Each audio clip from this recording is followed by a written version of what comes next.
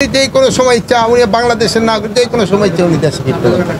ওনারা যেই সময় উনি নিজের যেই সময় উনি মনে করবেন উনি সেই সময় দেশে ফিরবেন। মাননীয় উপদেষ্টা কুশিসের ব্যাপারে বাংলাদেশের আপত্তি থাকার পরেও ধারাবাহিকভাবে ভারত আমরা এই ব্যাপারে ফরেন মিনিস্ট্রিতে লিখছি, ফরেন মিনিস্ট্রি ফরেন অ্যাডভাইজারও আপনাদের বলছে, তারাও কিন্তু তাদের চিঠি দিচ্ছে যে আমাদের বাংলাদেশি নাগরিক যদি ওই অগদেশে থাকে আমরা অবশ্যই নিব, কিন্তু তারা একটা প্রপার চ্যানেলে আসতে হবে। নিয়ম হলো প্রপার চ্যানেলে। ওনারা করে নাকি এটা ফলো না করে এই জঙ্গলে রাস্তা দেখি জায়গায় না ওই সব জায়গায় গিয়ে করে, এটা একটু অমানবিক। এই যেগুলো আমরা কিন্তু এটা শুধু আমাদের না, আমাদের যে অ্যাম্বাসেডার আছে, হাই কমিশনার আছে দিল্লি, তাকেও এটা বলা হয়েছে এবং ফরেন অ্যাডভাইজার এই ব্যাপারে আপনাকে কিন্তু ব্রিফও করছে।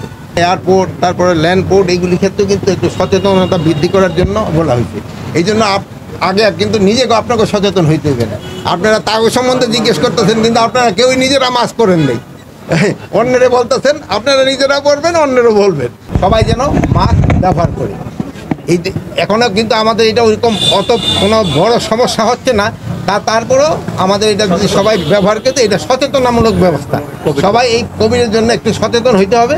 সবাই এই যে একসাথে যে সময় একটু মাস্ক ব্যবহার